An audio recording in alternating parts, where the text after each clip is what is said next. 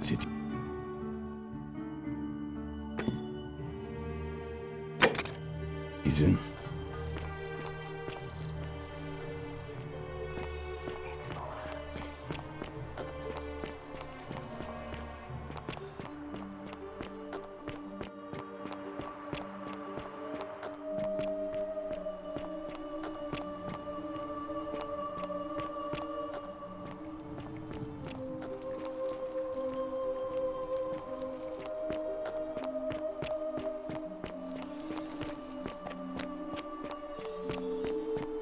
Don't you just love springtime?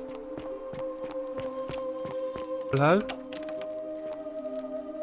Hello? Have we met before? Do you like it? It's shiny, innit?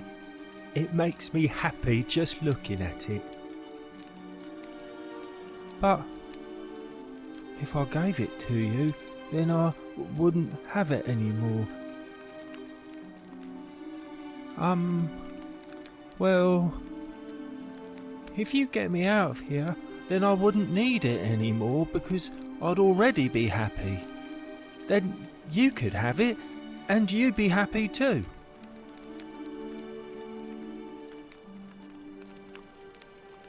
Like Galerius? He's nice. I like Galerius. He made me a doll and everything. Yeah, Galerius will let me out. Then you can have my plaque and everyone will be happy. Bye-bye.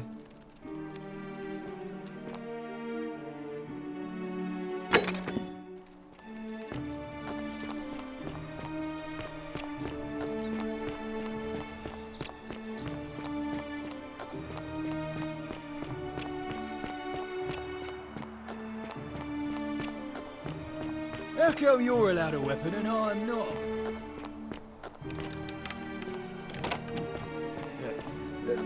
Thank you. Thank you. I am delighted and deeply honored to have been... Domitius doesn't usually let anyone in here without a hefty tribute, so you must have been desperate to see me. Well, what do you want?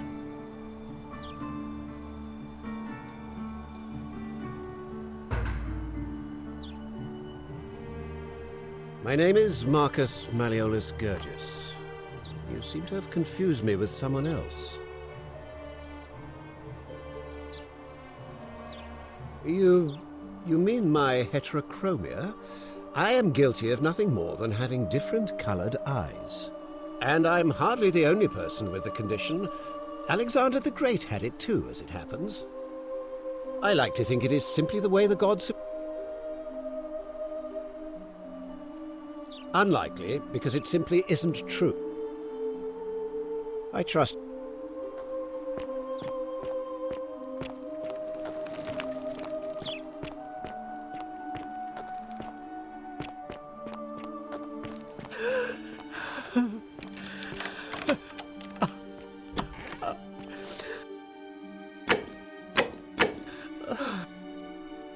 You're not supposed to be in here.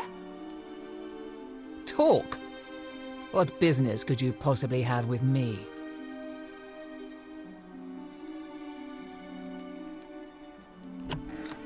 My marital affairs are no concern of yours. Thank you very much. An intriguing proposition. Go on. Perhaps you're not as silly as those clothes make you look. What makes you say that? You know, I may have the very thing you're looking for. Some time ago, when he still cared for me, he wrote me a love letter. Only, he used the wrong name. Now, addressing one's wife by the wrong name is not unheard of among philandering Romans. But in this case, the name he got wrong was his own. I confronted him about it, and he stammered through some incoherent response. I let it go, eventually, and yet questions have lingered in the back of my mind ever since. But wait a minute.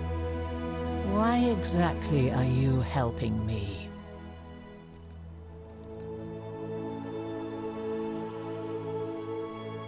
Oh, aren't you charming?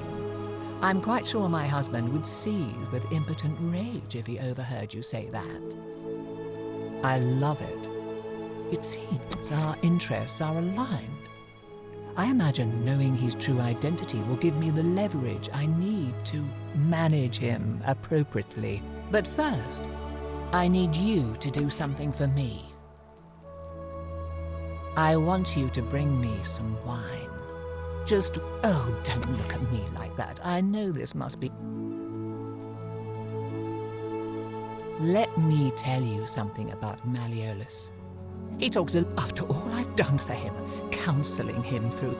He said it was for my own good, and that my drinking was unbecoming of a lady, let alone the wife of a magistrate.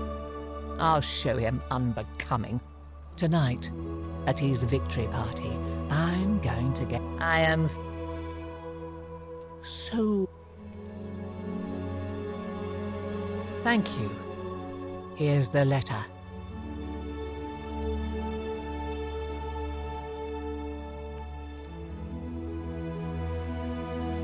Now, perhaps you can tell me who Quinctius really is. What? He's... Oh no, that's... quite a lot more serious than I imagined. I only wanted some leverage over him, not to destroy him. Give me that immediately. Nobody else must know. What? No. I curse you. I curse your life and mind, and this is outrageous.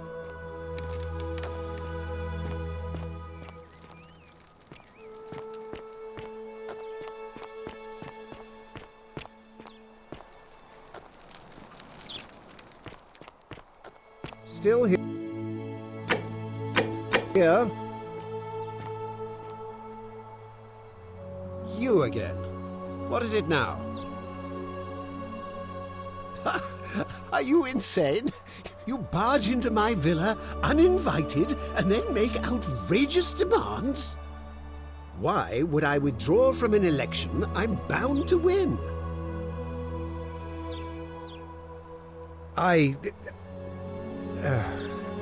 So, it finally caught up with me. I suppose that makes you, what? One of Nero's assassins? Are you going to kill me? Oh, so much work and money. Oh, well, if I do it, you'll let me live?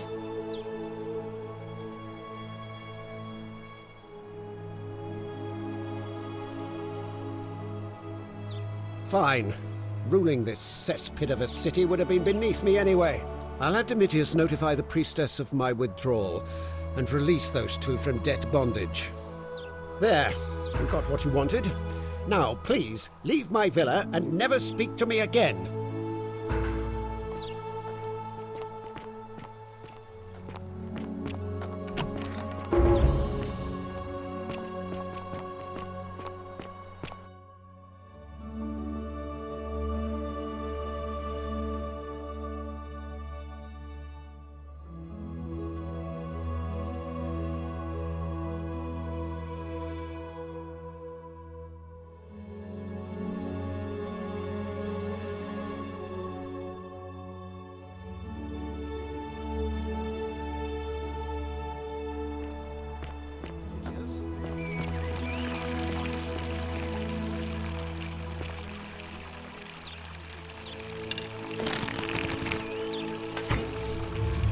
The many shall suffer for the sins of the one.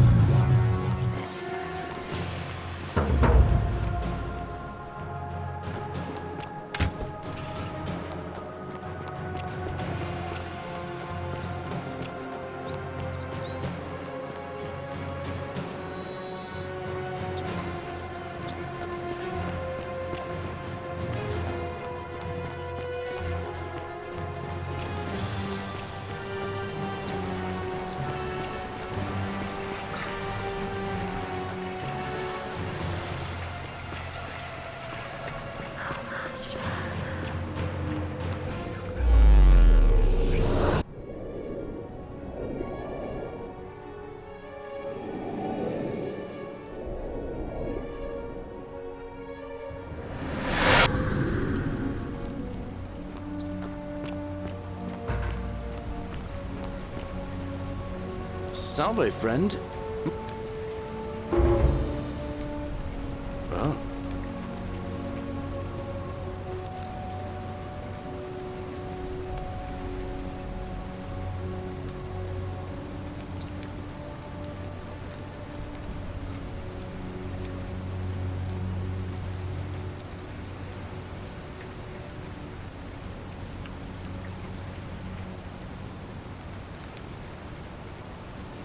Yulia?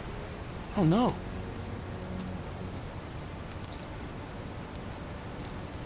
Alright, let me see. Stop Fabia. Poor Virgil. What? Are you... You're serious, aren't you? I doubt Domitius will let me talk to him, but I'll make... I'll go.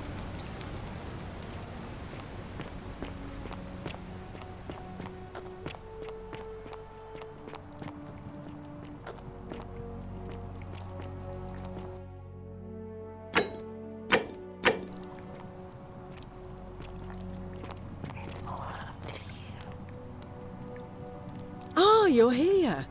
I'm so glad you decided to visit. I'm Aurelia, and I hope I'm not being too forward, but the moment I laid eyes on you, I was intrigued. You're not like any Roman man I've ever seen. You seem so refined, so civilized.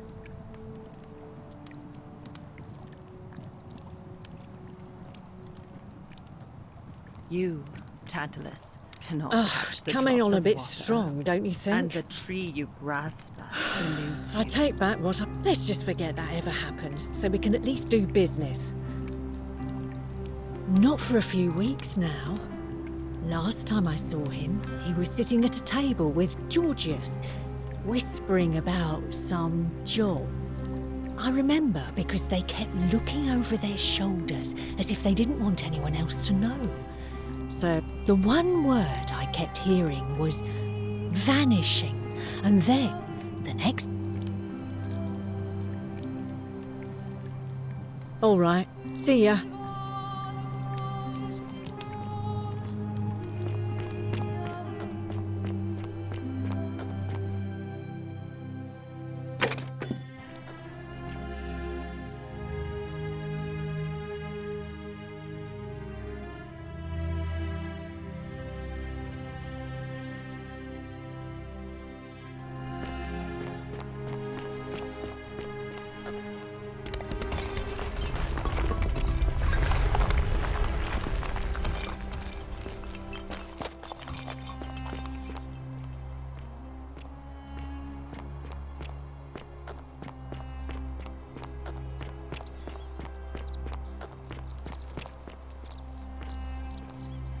Greetings and salutations. Greetings, I'm Georgius. He'd glad... My friend... last time, Dacius. I knew this day would come. I do not wish to lie to you, my friend, but even discussing this matter is dangerous. Please, let us leave the live coals safely beneath the ash. All went along with the magistrate's weapons band. So Very well, but the magistrate would not look kindly upon this, so please keep it to yourself. For several months now, I have been sneaking out at night to worship the gods of my ancestors in the temple of Demeter. Each day, I leave offerings of food in the hope that we may have a bountiful harvest, and yet the next day when I return, the food is missing. The offering, it is symbolic, you see. It is never eaten, so I ask, who or what is devouring the food in this temple? Stranger still. Once I sat in front of my shop like the 100-eyed Argus until dawn to see if I could spot a thief going in. But do you know what I saw? Nothing! Nobody entered, and yet when I went to take a look, my offering was gone. It is bizarre, is it not? When I told my friend Kabash of this at the tavern, he offered to help investigate. He went in, and to my dismay, he was never seen again. I do not think you should pursue this, my friend. But you do not strike me as a kind...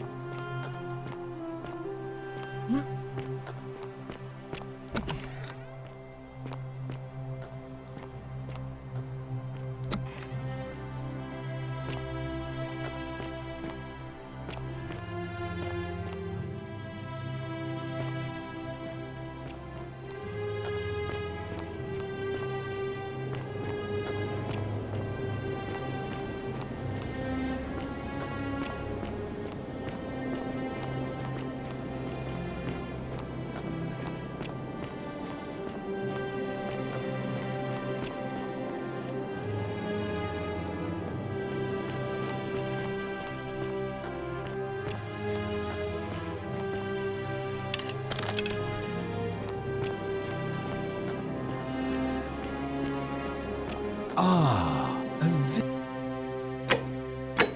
visitor. Welcome, welcome. May I ask your name? It's a sincere pleasure to meet you. Tell me, what brings you all the way down here?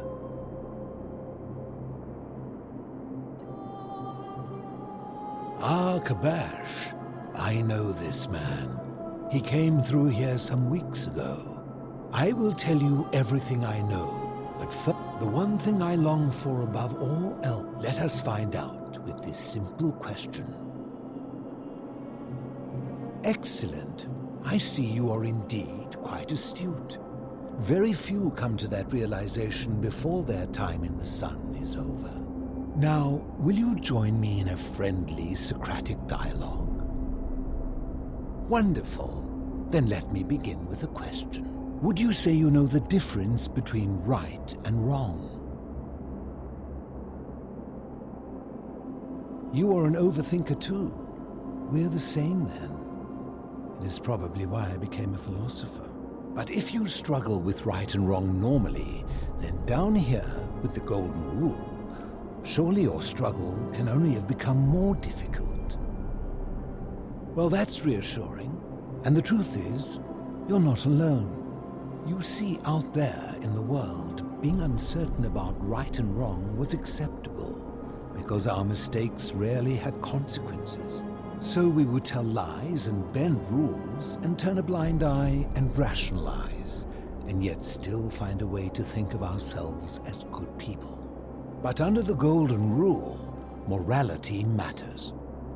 The slightest wrongdoing could result in a mass execution. So to navigate this maze, we would have to be certain about the difference between right and wrong. Wouldn't you agree?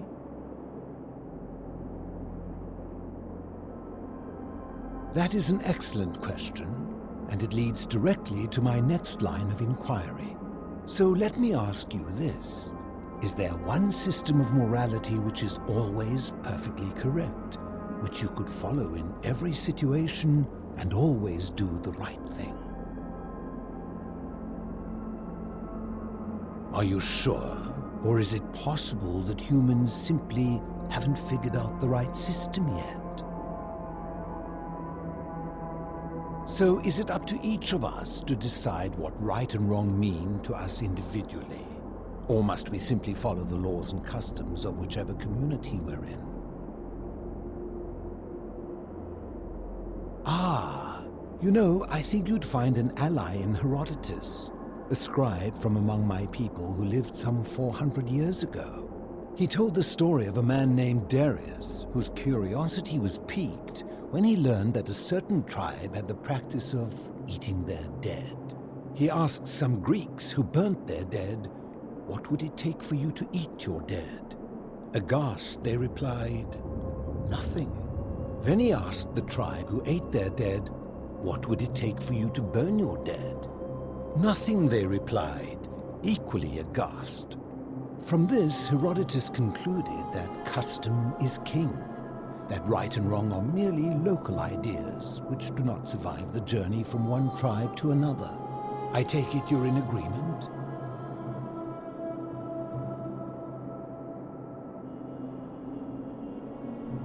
Then let me ask you this.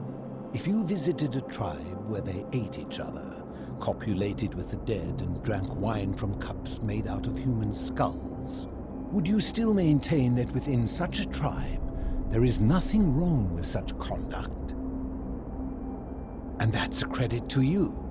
It is the mark of a civilized person to change their position when presented with a superior argument. My point is this. I don't think anyone alive truly knows any hard and fast rules about right and wrong. Surely you would agree there are circumstances where an exception may be made, such as where it is necessary for self-defense or to prevent a greater evil. For any rule, you can imagine there are countless situations in which that rule may be suspended, and those situations are impossible to codify. If there is one thing I have observed about rules, it is that virtuous people do not need them, and evil people will always find a way around them. And so we must accept our limitations, and the sad truth that no human society will ever achieve the utopia for which it strives. In mathematics, we would call it an asymptote, a line that can be approached but never reached. Because the only way to create a utopia is with the ever-present threat of force, such as the Golden Rule. This and no other is the root from which a tyrant springs when he first appears as a protector. And life under tyranny is no utopia at all. I'm glad to hear that. In any case, thank you for humoring an old man. I would be happy to answer your questions. You seek the plaque bearing the Egyptian inscription. It is a cursed object, and I would be happy to give it. I will tell you, but you may find him hostile. To prepare for your encounter, very few know this, but before the Romans came to this city, thus the shrine of Persephone became the shrine of Proserpina. And the city's dwindling Greek residents, witnessing this, they gathered their art and valuables, secreted them away through the temple of Demeter, and hid them here, out of reach of the Romans. However, there was one thing that an even older plaque bearing an Egyptian inscription. We had no idea until a year. As a result of their deaths, we began to dig catacombs branching off from this cavern to lay them to rest. We extended the tunnel so far that we accidentally discovered another, an even older tunnel, which somebody had gone to great lengths to keep hidden. Suddenly it made sense why there was an out-of-place Egyptian plaque among our people's possessions. You see, we proud Greeks had thought the Romans beasts for stealing and corrupting our heritage. But it turns out this game has been going on much longer than any of us imagined. I think it is best you head through the catacombs and follow Kabash's trail. There are certain things you take this. I enjoy.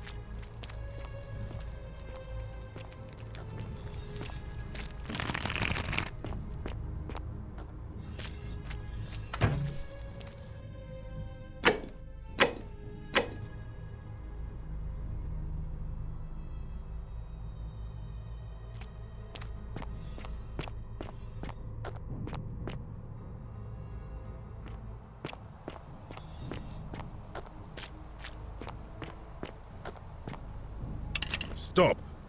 Do not come any closer. Who are you? I am Kabash. And let me guess, another Greco-Roman come to loot and plunder the resting place of my ancestors,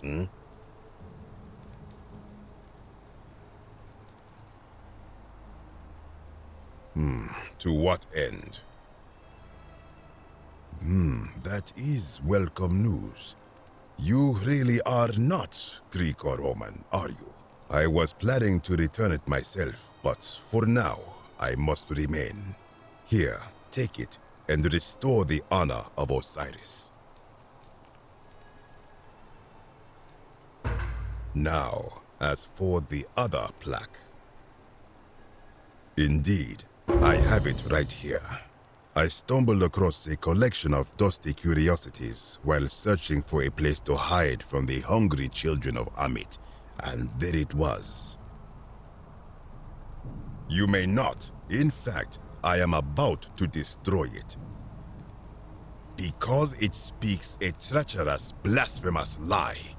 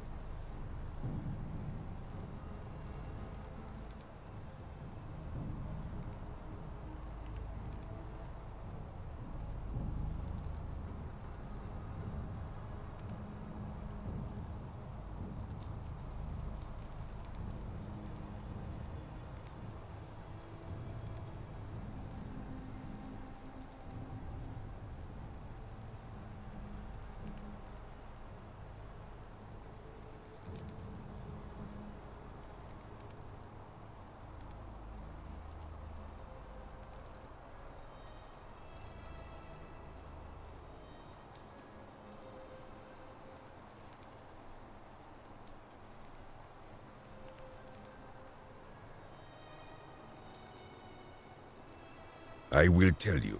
But first, do you know what this place is? It has a name, and that is the Duat. See what has become of it.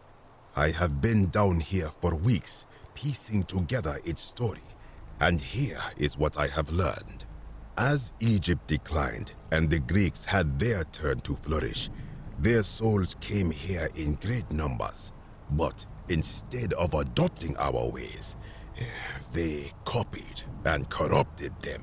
When they found the obelisk bearing the name Osiris, the true god of the underworld, they desecrated it, removing his name and replacing it with Hades. Even the ferryman of the dead, known to my people long before as Kerti, they renamed to Keron. As if that desecration was not enough, they built over this place, using it as the foundation for their own underworld, so that ours was forgotten. My only solace is that the Greeks then suffered the same fate when the Romans rose to power, renaming Hades to Pluto, and the cycle began anew. It is inscribed with a script. It would imply the gods of, and that my people did to them what the Greeks and Romans did to us. But this, I cannot accept. I sense a deception. Perhaps it is the work of Set, the usurper, seeking to undermine Osiris once more. You must think me of. This work of sacrilege must be destroyed. You are too late. It is done. It could not have gone any other. Now, the thing of good way.